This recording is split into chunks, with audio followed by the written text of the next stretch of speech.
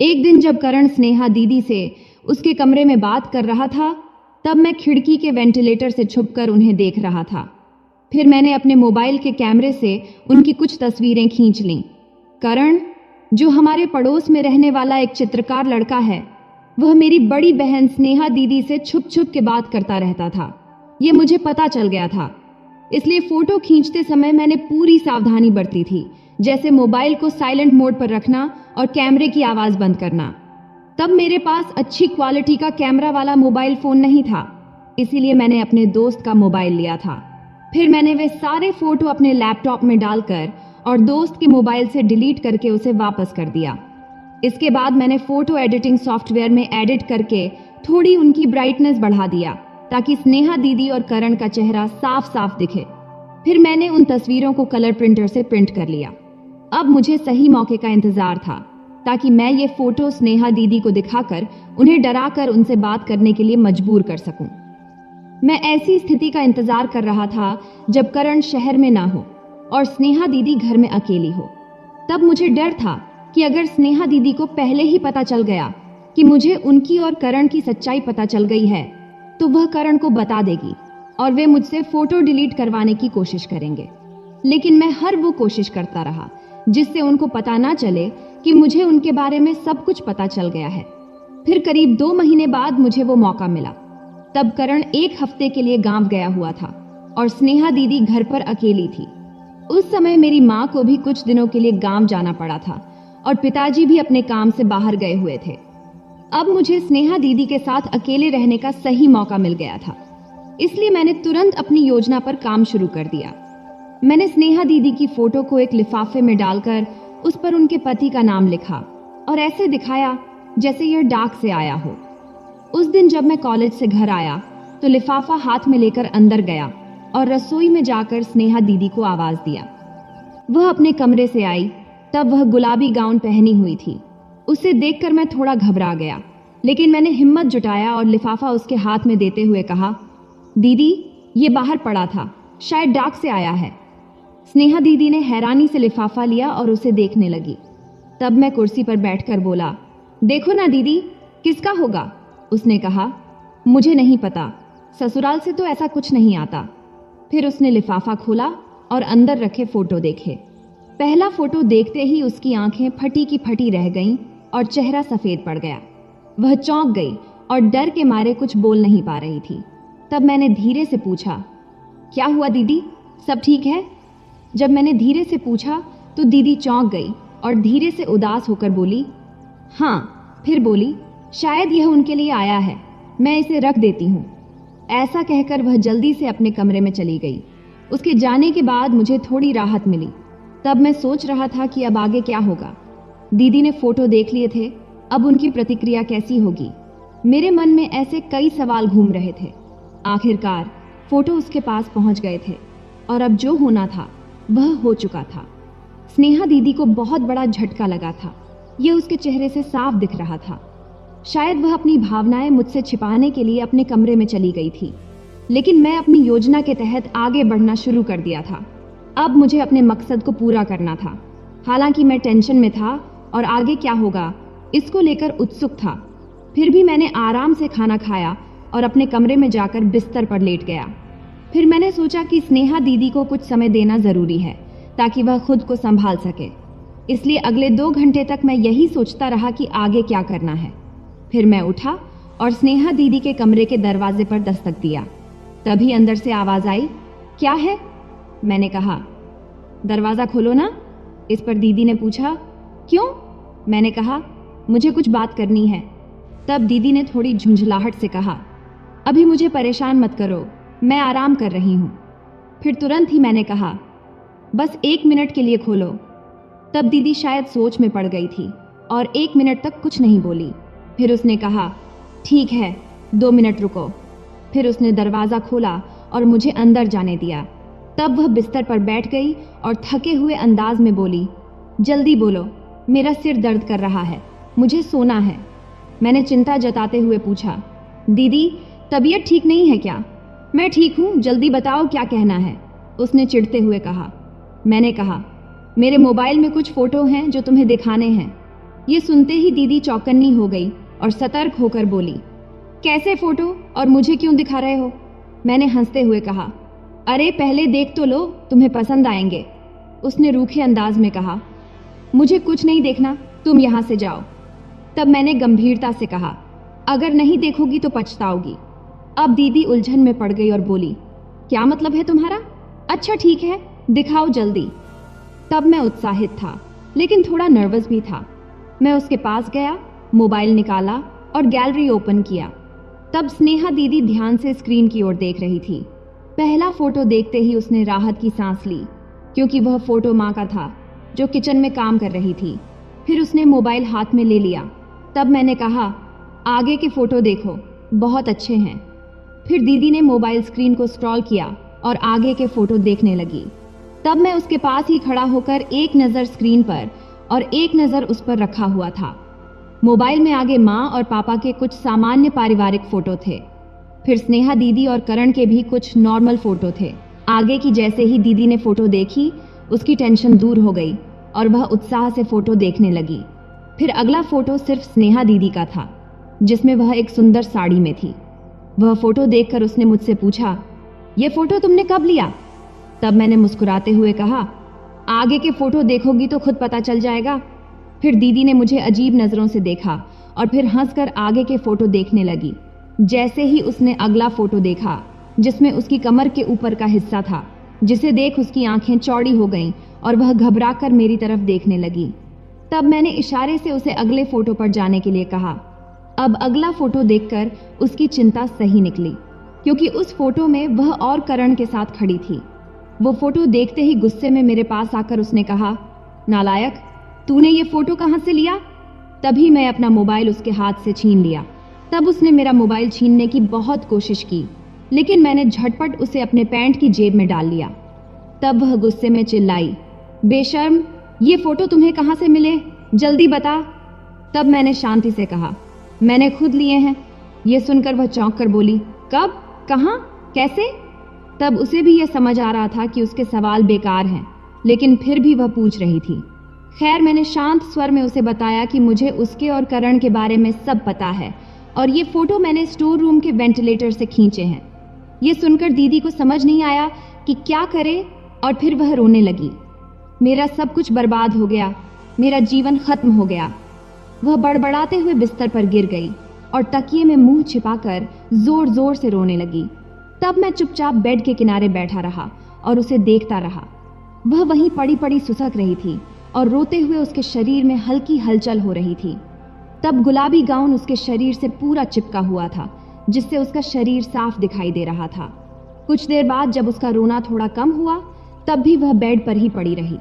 फिर मैंने उसके पास जाकर उसके कंधे पर हाथ रखा और कहा, दीदी, अब बस करो, उठो। लेकिन वह रोती रही। कुछ देर बाद शायद उसने सोचा कि और कुछ कर भी नहीं सकती, इसलिए चुपचाप पड़ी रही। तब मैंने फिर से कहा, दीदी, मैं ये फोटो किसी को नहीं दिखाऊंगा, मुझ पर भरोसा करो। यह सुनकर दीदी ने धीरे धीरे सिर उठाया और मेरी ओर देखा, लेकिन अब भी वह बिस्तर पर उल्टी ही लेटी हुई थी, लेकिन थोड़ा ऊपर होकर उसने मुझे घूरा। तब उसके चेहरे पर गुस्सा साफ झलक रहा था। तब मैं एक पल के लिए उसकी ओर देखता ही रहा। जब उसे एहसास हुआ कि मैं उसे इतनी नज़दीक से देख रहा हूँ, तो उसने तुरंत अपने शरीर को सीधा किया और मेरी ओर घूरते हुए बोली, ऐसे क्या देख रहे हो? मैंने कहा, तुम जैसी हो वैसी ही देख रहा हूँ। उसने गुस्से में कहा, क्या मतलब है तुम्हारा? मैंने कहा, जिस तरह से तुम करण के साथ बात करती हो उसी के बारे में कह रहा हूँ। तब दीदी ने नाराज होकर कहा, तुम मुझसे ऐसे गंदे शब्द कैसे बोल सकते हो? मैं तुम्हारी दीदी हूँ। तब थोड़ा मैंने शांत लहजे में कहा, क्या ये शब्द गलत हैं? उसने झुंझलाकर कहा, करण के साथ जो बातें होती हैं वो अलग हैं, लेकिन तुम मेरे भाई हो, तुम्हें ऐसा नहीं बोलना चाहिए। तब मैंने उसे डांटते हुए कहा, जब करण के साथ थी तब तुम्हारा आत्मसम्मान कहाँ चला गया था? इस पर उसने गुस्से से जवाब दिया, उसने मुझे मजबूर किया था। आगे स्नेहा दीदी ने धीरे से कहा, देखो राहुल, पहली बार मजबूरी में हुआ था, लेकिन बाद में मैं खुद ही उसके साथ रहने लगी। प्लीज राहुल, अब ये सब बंद करो। तब मैंने ठंडे स्वर में कहा, ठीक है, नहीं बोलता। लेकिन ये फोटो अब मैं पुराने ईमेल पर भेज देता हूँ। अगर जरूरत पड़ी तो इन्हें प्रिंट करके पोस्ट से भेज दूंगा। ये सुनकर दीदी ने सिर झुका लिया और फिर से रोने लगी। उसे इस हालत में देखकर मेरे मन में ख्याल आया कि उसे यूं ही छोड़ देना चाहिए या उसे पूरी तरह अपने वश में कर लेना चाहिए। फिर कुछ देर रोने के बाद उसने सिर उठाया और आंसू भरी आंखों से मुझसे बोली, राहुल, मैं तेरी बहन हूं, तू मेरे साथ ऐसा क्यों कर रहा है? मेरा जीवन बर्बाद हो जाएगा। तब मैंने ठंडे स्वर में जवाब दिया, ये सब सोचने की जरूरत तुझे करण के साथ रहने से पहले करनी चाहिए थी। दीदी सुबकते हुए बोली, पहली बार मजबूरी में हुआ था, तब मैं असहाय थी। तब मैंने सीधा सवाल किया, लेकिन बाद में तो तू अपनी मर्जी से उसके साथ थी, अब इसमें मैं क्या करूं? तब दीदी ने सफाई देते हुए कहा, राहुल, तेरे जीजू विदेश में रहते हैं, मेरा भी कुछ जीवन है, कुछ सपने हैं, ऐसा क्यों कर रहा है? तभी मैंने कहा, वाह दीदी वाह, तो इसका मतलब ये कि तुम किसी के भी साथ रहोगी? इस पर स्नेहा दीदी ने अपनी वही सफाई दी कि उसने मुझ पर दबाव डाला था। तो क्या हुआ अगर कल मैं भी कुछ ऐसा करूं तो? मैंने तीखा सवाल किया। तब स्नेहा दीदी गुस्से से बोली, राहुल, तू बहुत गंदी बातें कर रहा है, तुझे शर्म आनी चाहिए। तब मैंने कहा, जो सच है वही कह रहा हूं दीदी। इस पर स्नेहा दीदी बोली, भाई ऐसा नहीं करते।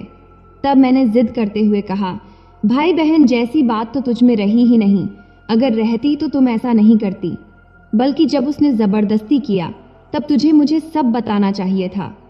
इस पर दीदी ने रोते हुए कहा, भाई मैं मर जाऊंगी। मैंने दृढ़ता से कहा, दीदी इससे कुछ नहीं बदलेगा, सच सामने आएगा ही। फिर रोते हुए स्नेहा दीदी ने कहा, तू मुझसे बदला ले रहा है इसलिए ये सब किया? तब मैंने कहा, समझ लो ऐसा ही है, बहन हो तो क्या, जब तुम किसी और के साथ रह सकती हो तो मुझे क्यों रोकती हो? अब दीदी और ज्यादा रोने लगी। उसने अपना चेहरा हाथों में छिपा लिया और जोर जोर से सिसकने लगी, लेकिन मैं टस से मस नहीं हुआ, क्योंकि मैं अपने मकसद से पीछे हटने वाला नहीं था। करीब 20 मिनट बाद दीदी ने रोना धोना बंद किया और मेरी तरफ देखती हुई बोली, तू वाकई मुझसे वो चीज मांग रहा है जो पैसों से भी कीमती है? मैंने कहा, हाँ दीदी, अगर तुम चाहती हो कि मैं ये फोटो किसी को न दिखाऊं तो तुम्हें मुझे देने ही होंगे। लेकिन राहुल, तू मेरा भाई है, भगवान, ये मैं क्या कर रही हूं? दीदी ने खुद से बड़बड़ाया और फिर रोने लगी।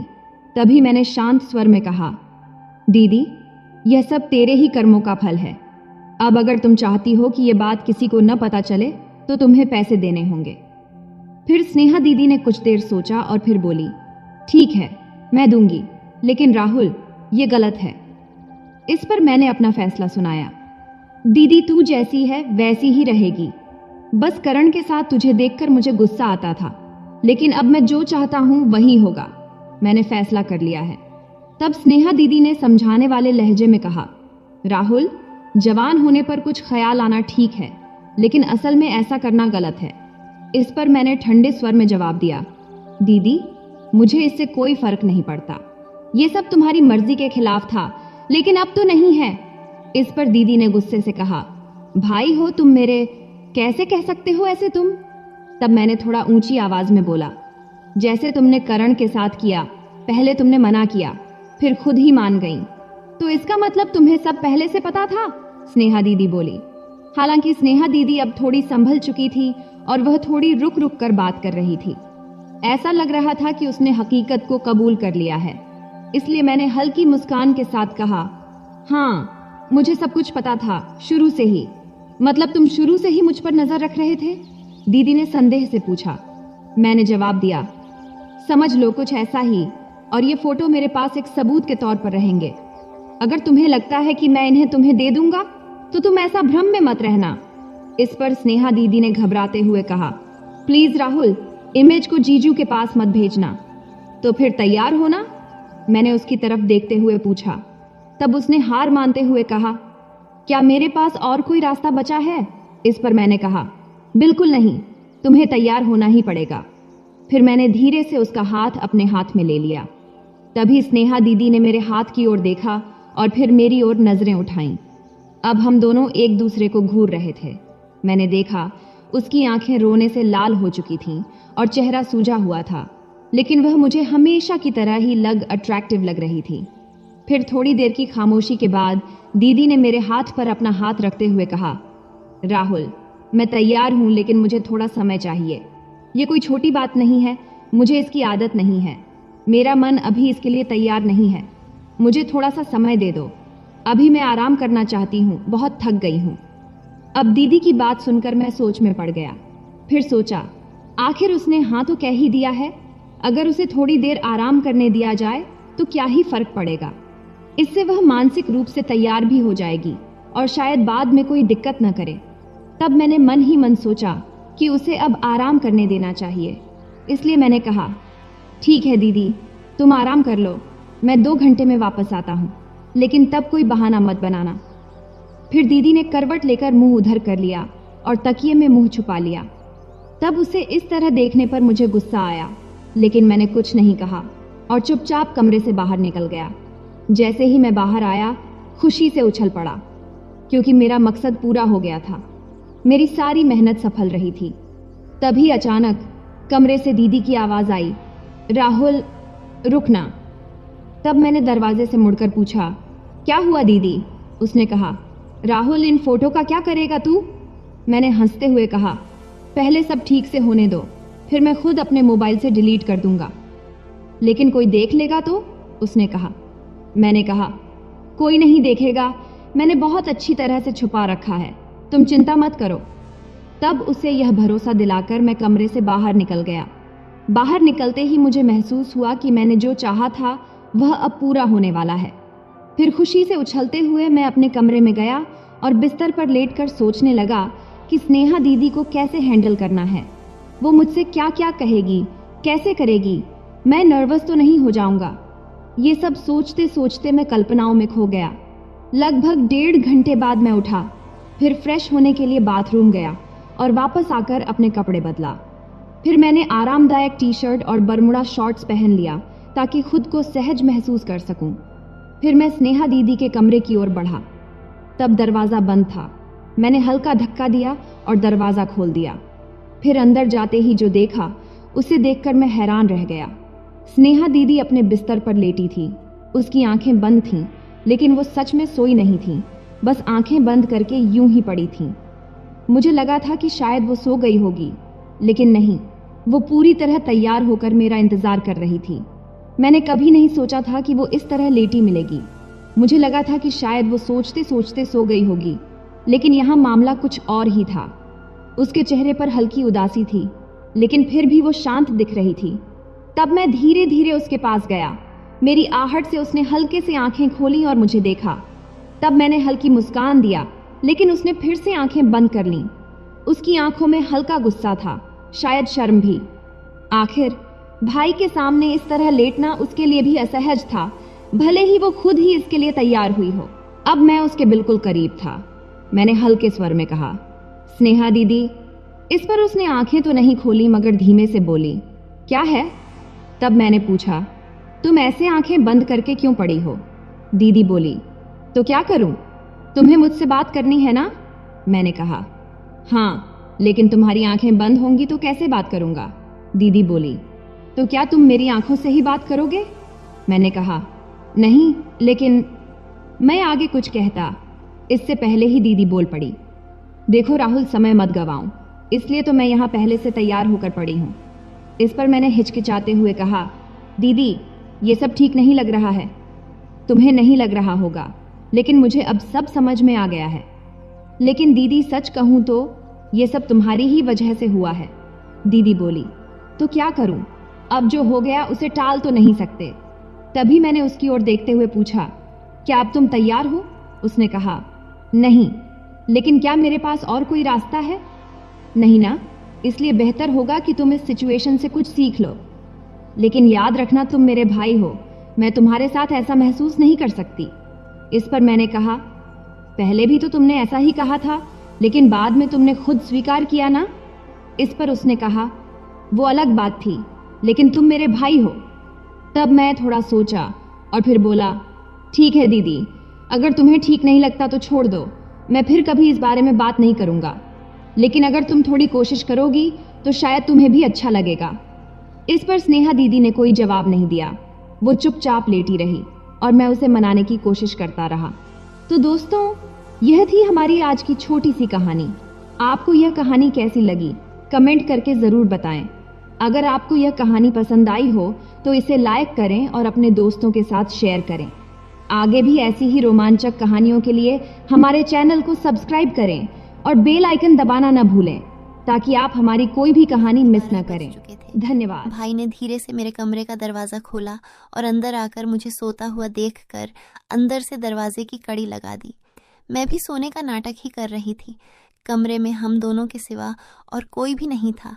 मुझे अच्छे से मालूम था कि मेरा भाई आधी रात को मेरे कमरे में किस लिए आया है। मैं भी बिस्तर पर आंख बंद करके ऐसी पड़ी थी जैसे बहुत ही गहरी नींद में हूँ।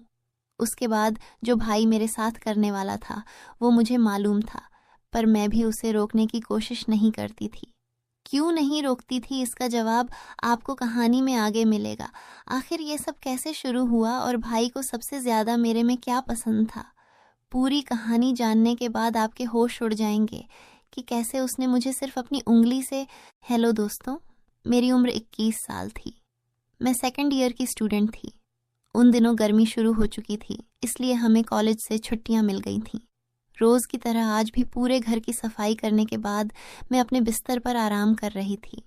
थकावट इतनी ज़्यादा थी कि ऐसा लग रहा था जैसे पूरा बदन अकड़ गया हो। मैं अपने बिस्तर पर लेटकर सुकून पाने की कोशिश कर रही थी और हाथों से अपने सिर की मसाज कर रही थी। तभी मेरी एक कराहती आवाज़ सुनकर मेरा भाई विक्की बंद कमरे में आया और कहने लगा, क्या हुआ दीदी, तबीयत तो ठीक है? मैंने कहा, क्या बताऊं भाई, मम्मी सारा काम मेरे सर पर डालकर चली जाती है। कॉलेज की छुट्टियां क्या हुई, सारे घर की जिम्मेदारी मुझ पर आ गई है। ऊपर से मुलाजिम भी छुट्टी पर है। मुझसे नहीं होते ये घर के काम। मेरी बात सुनकर वह मेरे पास बैठ गया और कहने लगा, मेरी प्यारी बहन, कोई बात नहीं, मैं अब भी तुम्हारे लिए दूध लेकर आता हूँ, उसे पियोगी तो सुकून मिलेगा। विक्की की बात सुनकर मैं मुस्कुरा दी और कहा, बस तुम खाना बाहर से ले आना, मैं थोड़ी देर सो जाऊंगी। इसके बाद वह वापस दूध लेकर आया। उसे देखकर मुझे उस पर बहुत प्यार आया। सच में दुनिया में बहुत कम ही ऐसे भाई होते हैं जो अपनी बहनों का इतना ख्याल रखते हैं। मैंने उसे ढेर सारी दुआएं दी और उसका लाया हुआ दूध पीने लगी। दूध पीने के बाद मैंने गिलास एक साइड पर रखा और लेट गई। विक्की कहने लगा, चलो मैं तुम्हारा सिर दबा देता हूँ, तुम आराम से सो जाओ। वह मेरे सिरहाने बैठ गया और अपने हाथों से मेरा सिर दबाने लगा।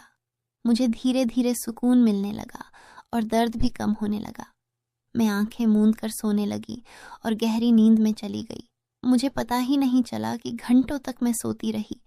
मेरी आंख मम्मी की आवाज़ से खुली। मैं हड़बड़ाकर उठी। सिर बुरी तरह बोझिल हो रहा था। घड़ी पर नज़र डाली तो रात के 9 बज रहे थे। मुझे एकदम झटका सा लगा। बड़ी अजीब बात थी कि पापा ऑफिस से वापस आ चुके थे।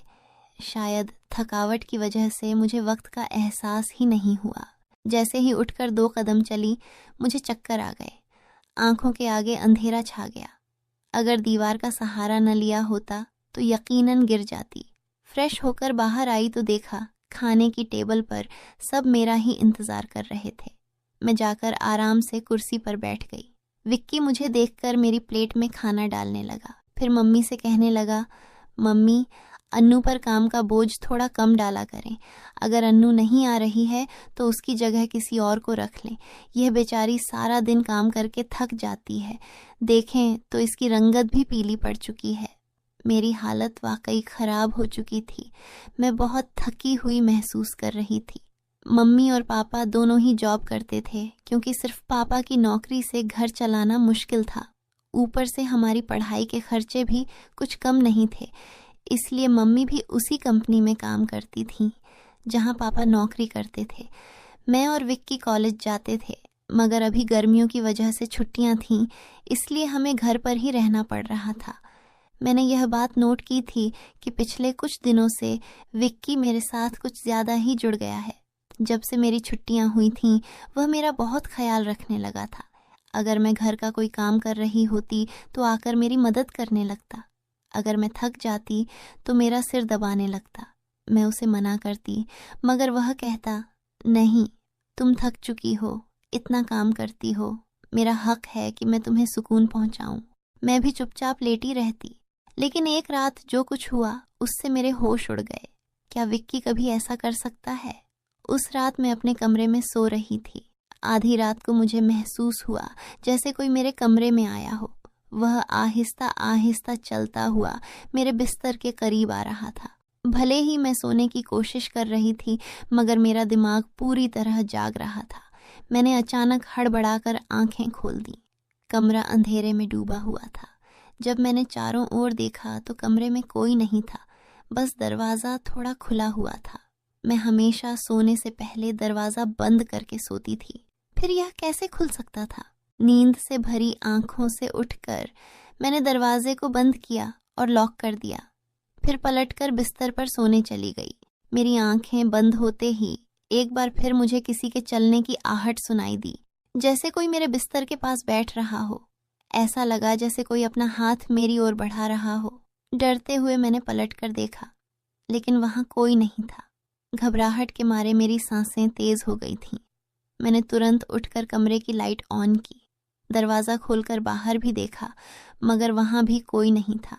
आज से पहले ऐसा कभी नहीं हुआ था जो अब हो रहा था।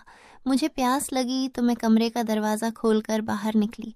उसी वक्त विक्की भी अपने कमरे से बाहर निकला।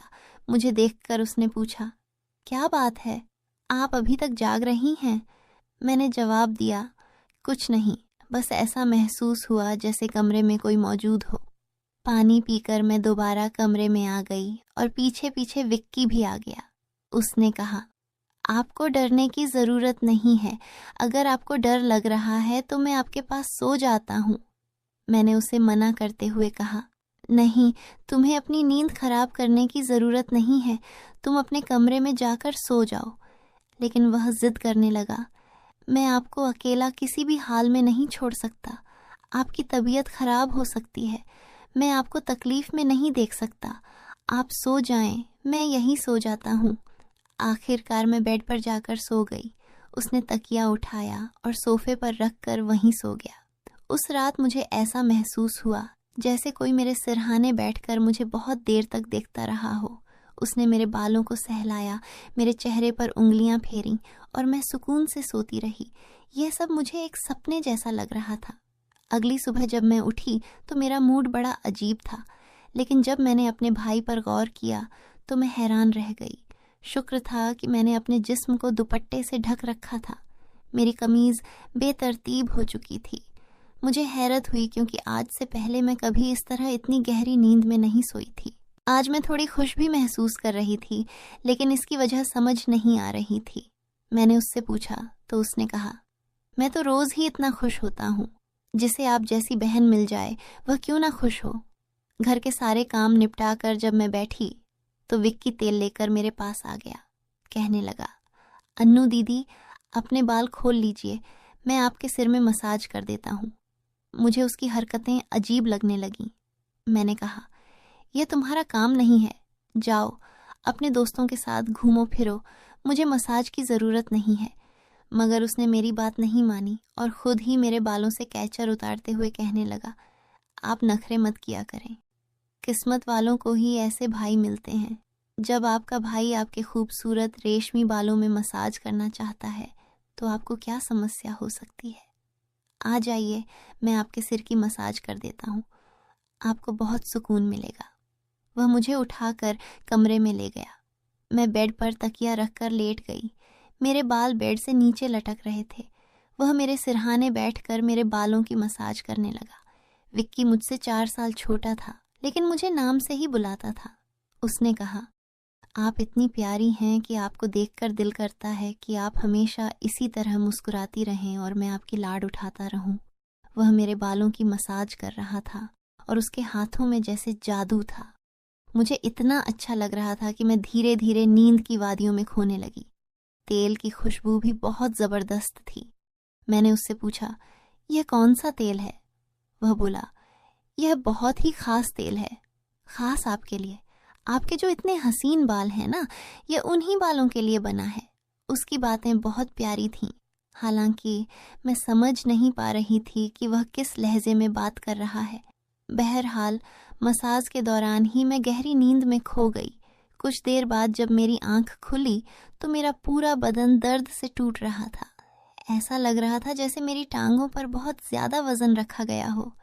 पूरे बदन में दर्द सरक रहा था। मैं धीरे धीरे उठकर बैठी और आसपास देखने लगी। मेरी हालत अजीब थी।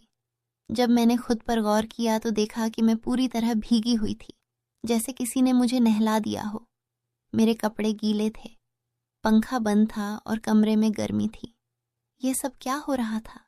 बड़ी मुश्किल से मैं बेड से उठी। मुझे चक्कर आ रहे थे, चलना मुश्किल हो रहा था।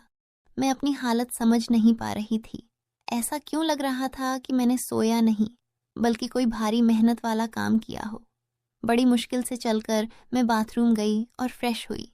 अपनी हालत पर गौर किया तो लगा जैसे शरीर पूरी तरह थकावट से चूर था। जब मैं कमरे से बाहर निकली तो मुझे फुसफुसाने की आवाज़ें सुनाई दी। ऐसा लग रहा था जैसे कोई किसी से बात कर रहा हो। घर में मेरे और विक्की के अलावा कोई नहीं था। फिर वह किससे बात कर रहा था? मैं पहले किचन में पानी पीने गई, मगर तब तक वह फुसफुसाहट रुक चुकी थी। मैं किचन के दरवाजे के पास खड़ी थी जब मैंने बैठक से किसी को निकलते देखा। उसके हाथ में काफ़ी पैसे थे, जिन्हें देखकर वह मुस्कुरा रहा था। यह देखकर मेरे माथे पर बल पड़ गए। अगले ही पल उसकी नज़र मुझ पर पड़ी। मुझे देखकर उसने कहा, अन्नू, आप उठ गईं? मैं उसकी तरफ धीरे धीरे चलकर गई। वह हड़बड़ाकर पैसों को अपनी पैंट की जेब में डालने लगा, मगर मैंने उसका हाथ पकड़कर उन पैसों को सामने लाकर पूछा, इतने पैसे तुम्हारे पास कहाँ से आए? वह नजरें झुका चुका था। धीरे से कहने लगा, आप प्लीज पापा को मत बताना। मैं ताज्जुब में थी कि उसने यह पैसे पापा को क्यों नहीं दिए। मैंने सख्ती से पूछा तो वह सहम गया। उसने कहा, ये पैसे तो पापा के एक दोस्त ने कई साल पुराने कर्ज के रूप में लौटाए थे।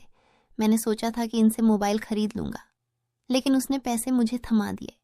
मैंने उसे डांटते हुए कहा, हाँ, तुमने अच्छा किया। घर के हालात देखो किस कदर खराब हैं। हमारे माँ बाप दोनों नौकरी कर रहे हैं और तुम मोबाइल खरीदने की बात कर रहे हो। वह शर्मिंदा हो गया। उसी रात मैंने वे पैसे पापा को दे दिए। उस रात विक्की मुझसे कोई बात नहीं कर सका और जल्दी सोने चला गया। अगले दिन मैं किचन में काम कर रही थी जब विक्की अपने दोस्तों के साथ घर में दाखिल हुआ। मैं यह देखकर हैरान थी कि वह अपने दोस्तों को सीधा लाउंज में ले आया था। उस वक्त मैं दुपट्टा उतारकर बर्तन धो रही थी। जैसे ही वे सब हंसते हुए अंदर आए, मैंने तुरंत दुपट्टा ओढ़ लिया। मैंने उसे समझाने की कोशिश की, ये क्या तरीका है? तुम जानते हो इस वक्त मम्मी पापा घर पर नहीं हैं, फिर भी तुम इन लोगों को घर ले आए हो। विक्की तुनक्कर बोला, ये मेरा घर है। जब आपको मेरा ख्याल नहीं है तो मैं आपका ख्याल क्यों करूं? अच्छा, खाना तैयार करो। ये मेरे बहुत खास दोस्त हैं। वह मुझसे काफ़ी नाराज़ लग रहा था, मगर अब मैं क्या करती?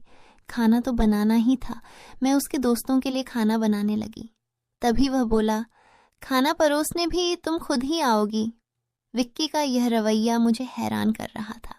छोटी सी बात पर वह इतना कैसे बदल सकता था? मैंने खाना टेबल पर लगा दिया। मैंने गौर किया कि उसके दोस्त बार बार मुझे घूर रहे थे। वे सभी विक्की की उम्र से बड़े लग रहे थे और अजीब तरीके से मुझे देख रहे थे, जैसे मुझे निगल ही जाएंगे। मैं डरकर अपने कमरे में चली गई और खुद को बंद कर लिया। जैसे ही वे गए, मैं विक्की पर फट पड़ी, दोबारा तुम्हारे ये दोस्त इस घर में नजर नहीं आने चाहिए। मगर वह अगले ही पल मेरे गाल थाम कर कहने लगा, इतना गुस्सा कहाँ से आता है? वे दोबारा नहीं आएंगे, लेकिन आप इस बारे में मम्मी पापा को कुछ नहीं बताएंगी। विक्की के इस बर्ताव से मैं परेशान हो गई। वह कभी प्यार जताने लगता था तो कभी चिढ़ने। बहरहाल मैंने हामी भर दी और अपने कमरे में चली गई। मुझे विक्की की हरकतें दिन ब दिन अजीब लगने लगी थीं। उस रोज़ भी जब मैं अपने कमरे में आराम करने के लिए सोई तो अचानक मुझे अपने पैरों पर किसी के हाथ महसूस हुए। मैंने चौंक कर आंखें खोलीं तो देखा कि विक्की मेरे पैरों को अपनी गोद में रखकर मसाज कर रहा था। मैंने तुरंत उसे ऐसा करने से मना किया, मगर वह कहने लगा, मैं जो कर रहा हूँ मुझे करने दो। इस घर में एक मैं ही हूँ जिसे आपकी इतनी फिक्र है। मम्मी पापा को तो काम से ही फुर्सत नहीं है। मैं भी थक चुकी थी। आंखें बंद की और सोने लगी। विक्की के हाथों की मसाज से मुझे नींद आ गई, लेकिन जब मेरी आंख खुली तो मेरे होश उड़ गए। मेरा सिर बुरी तरह चकरा रहा था। बिस्तर की चादर बिल्कुल बेतरतीब हो चुकी थी। बिस्तर पर एक शर्ट और एक मेल परफ्यूम पड़ा था। यह सामान किसका था? मैं कुछ बोल नहीं सकी। मेरे सिर में इतनी तेज दर्द था कि मैं फिर से बिस्तर पर गिर गई। ऐसा लग रहा था जैसे किसी ने मुझे बेहोशी की दवा पिला दी हो। पास में फुसफुसाने की आवाजें आ रही थीं, मगर कौन बोल रहा था यह मैं पहचान नहीं सकी। मुझे सिर्फ विक्की की आवाज सुनाई दे रही थी। ऐसा लग रहा था जैसे वह मेरे कमरे में मौजूद हो और मुझे उठाने की कोशिश कर रहा हो। कुछ देर बाद जब मेरी आंख खुली तो सारा दृश्य मेरी नजरों के सामने घूमने लगा। मैंने सबसे पहले बेड की तरफ देखा, जहां पहले शर्ट और परफ्यूम पड़े थे, मगर अब वहां कुछ भी नहीं था। आज फिर मेरी हालत बहुत अजीब थी। मैं कोई बच्ची नहीं थी जो यह सब कुछ समझ न पाती। घर में मेरे और विक्की के अलावा और कोई नहीं था। फिर मेरे सोने के बाद ऐसा क्या होता था कि मेरा पूरा शरीर पानी से नहला दिया गया हो? सिर्फ इतना ही नहीं, मेरा शरीर दर्द से चूर था और रंगत भी बिल्कुल पीली पड़ चुकी थी। दिन ब दिन विक्की मेरे करीब आने की कोशिश कर रहा था, मगर मैं हर बार कोई न कोई बहाना बनाकर अपने कमरे में चली जाती थी। मेरे दिमाग में अजीब अजीब से विचार आने लगे थे। तबीयत भी काफ़ी ख़राब रहने लगी थी। मेरी हालत देखकर माँ भी परेशान हो गई। उन्होंने कहा कि वह अगले दिन ऑफिस से छुट्टी लेकर मुझे डॉक्टर के पास ले जाएंगी, ताकि पता चल सके कि मुझे क्या समस्या है। उस रात मैं बार बार उठ रही थी और ठीक से सो नहीं पाई। अगले दिन मेरे माता पिता हमेशा की तरह अपने काम पर चले गए। मुझे लगा शायद उन्हें मेरी परवाह नहीं थी। आखिरकार मैं खुद ही डॉक्टर के पास गई। वहाँ अल्ट्रासाउंड से पता चला कि मैं गर्भवती हूँ। यह सुनकर मेरे होश उड़ गए। आखिर यह सब मेरे साथ कौन कर सकता था? विक्की मेरा भाई था, लेकिन फिर मेरे दिमाग में यह बात आई कि मैं उसे सगा भाई समझती हूँ, जबकि वह मेरा सौतेला भाई है। विक्की मेरी माँ की दूसरी शादी से था, जबकि मैं उनकी पहली शादी की औलाद थी। इस तरह की बातें मुझे गलत सोचने पर मजबूर कर रही थीं। मुझे समझ नहीं आ रहा था कि यह बात मैं अपने माता पिता को कैसे बताऊं। विक्की जब भी मेरे पास बैठता तो कभी मेरा हाथ पकड़ता तो कभी मेरे गाल खींचने लगता। मैं पहले इन बातों को हल्के में लेती थी, मगर अब सब कुछ अलग नजर आ रहा था। एक दिन मैं अस्पताल गई और अबॉर्शन से पहले डॉक्टर से कहा कि इस बच्चे का डीएनए टेस्ट किया जाए। डॉक्टर ने रिपोर्ट दी और जब मैंने उसे देखा तो मेरी सांसें थम गईं। जो मैं सोच रही थी वैसा कुछ भी नहीं था। बच्चा विक्की का नहीं था, लेकिन फिर सवाल उठा, यह किसका था? मैंने इस गुत्थी को सुलझाने के लिए अपने कमरे में मोबाइल का कैमरा फिट कर दिया। मुझे सच जानना था। कुछ दिनों बाद जब माँ पापा घर पर नहीं थे, विक्की फिर मेरे पास आया। उसने मेरे सिर की मालिश शुरू कर दी। मैंने बहुत कोशिश की कि मैं ना सोऊं, मगर तेल में शायद कोई बेहोशी की दवा मिलाई गई थी। जैसे ही मैं उस तेल को सूंघी, बेहोश हो गई। 1 घंटे बाद जब मुझे होश आया तो माँ बाप घर लौट आए थे। मैंने तुरंत अपने कमरे में लगे कैमरे की रिकॉर्डिंग देखी और जैसे ही सच्चाई सामने आई, मेरे पैरों तले जमीन खिसक गई। विक्की मेरे कमरे में अपने घटिया दोस्तों को लाता था। वे मेरे साथ घिनौना बर्ताव करते थे। अपना काम पूरा करने के बाद वे विक्की को पैसे देकर चले जाते। यह देखकर मैं पूरी तरह टूट गई। गुस्से और सदमे में मैं अपने कमरे से बाहर निकली। मैंने विक्की का गिरेबान पकड़ा और थप्पड़ों की बरसात कर दी। मम्मी पापा भी यह सब देखकर दौड़ कर आए। पापा ने मेरे हाथ पकड़ लिए और गुस्से में कहा, होश में हो क्या? पागल हो गई हो? क्यों मार रही हो इसे? मैं रोते हुए चिल्लाई, आप देखिए यह जलील इंसान मेरे साथ क्या कर रहा है। मैंने उन्हें कैमरे की रिकॉर्डिंग दिखा दी। वीडियो देखकर माँ फर्श पर गिर पड़ी। पापा को भी अपनी आंखों पर यकीन नहीं हो रहा था। गुस्से से भरे पापा ने विक्की को पकड़कर पीटना शुरू कर दिया। उसके मुंह और नाक से खून बहने लगा। तभी विक्की गुस्से में चिल्लाया, मैंने इसे कभी अपनी बहन समझा ही नहीं। मुझे पैसों की ज़रूरत थी और लोग इसके लाखों रुपए देने को तैयार थे। मुझे अपनी ज़रूरतें पूरी करनी थी, इसलिए मैंने यह कदम उठाया, अपनी बहन की जिस्म फरोशी करवाई। यह सुनकर मैं अपने कानों पर हाथ रखकर बस रोती रही। पापा ने उसे इतना मारा कि वह लहूलुहान हो गया, मगर जैसे तैसे वह खुद को छुड़ाकर घर से भाग गया।